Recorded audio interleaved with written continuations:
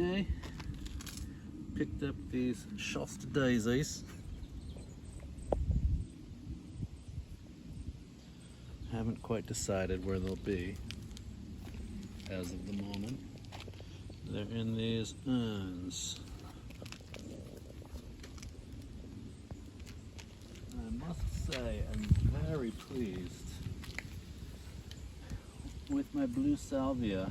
And usually it will just drop when it rains. Any sort of moisture that is picked up on these stems and the leaves just causes it to just collapse. It looks horrid. In fact, there's one down there that looks like that. But if you look, this is quite the pollinator. You see 3 bees, even though we're near dusk and it's raining, they've just kind of camped out.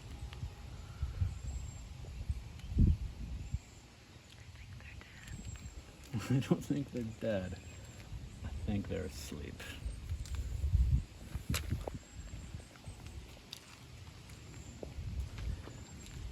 I repotted the rosemary.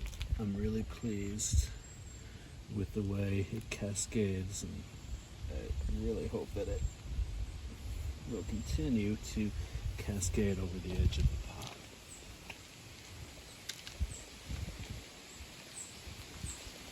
We have some more blooms from the clematis, and what I find interesting is the blooms that we had down here at the bottom. Initially, you've seen that these left with these pods, they were bright white. These, really zoom in there, seem to have just the faintest color to them, like a lavender, very light lavender.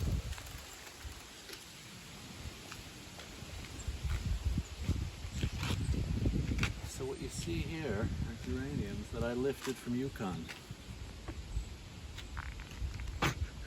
They were discarded, thrown away, and I took them off the brush heap. So we're going to hope for the best with those and hope that they add some color out here and really fill in the area. Come.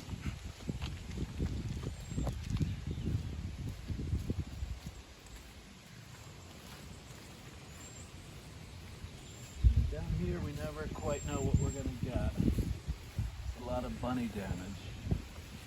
They're doing like a feast. I've come to suspect that what draws them into the yard is actually the clover. I've seen them nibbling on clover outside the window.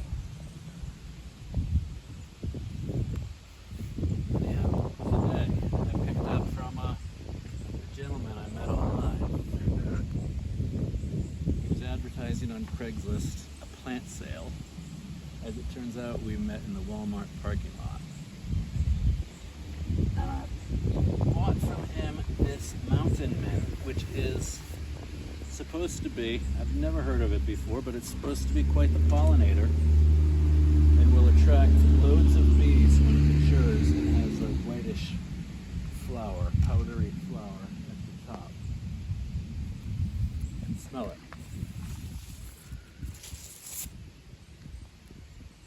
Quite the strong fragrance, eh?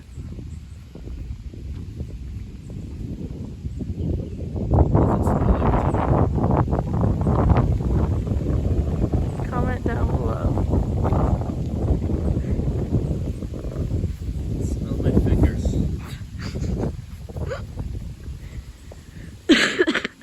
Now, quite the story with this. This here is called mugwort, and it's a favorite of herbalists. By the way, I just took a shower and applied some emu oil. Watch where you're stepping there too.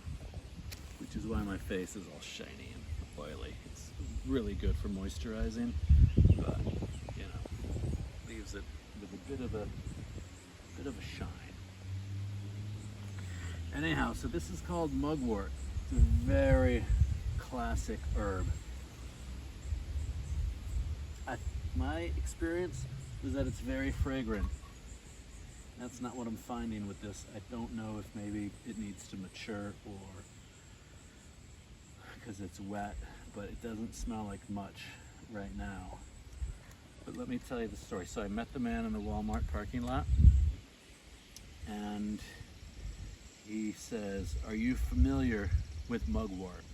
I said, "Well, I used to work at an herb farm, and it was plentiful there, and I really like it, the fragrance." And he goes, "Do you know about the dream thing?"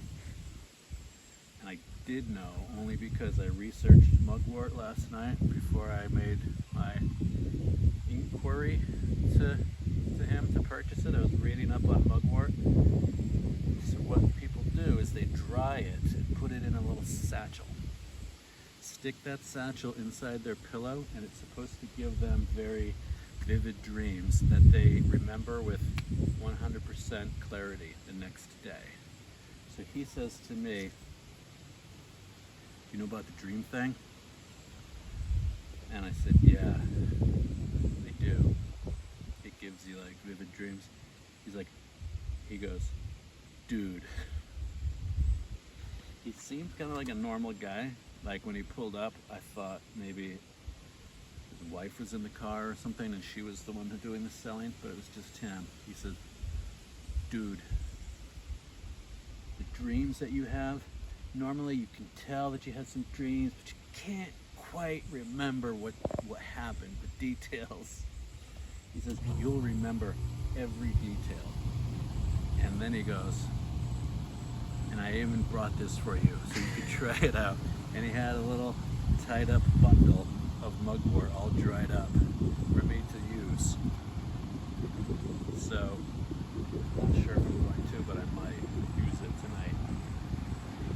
So check back tomorrow. I'll post any updates in the comments section.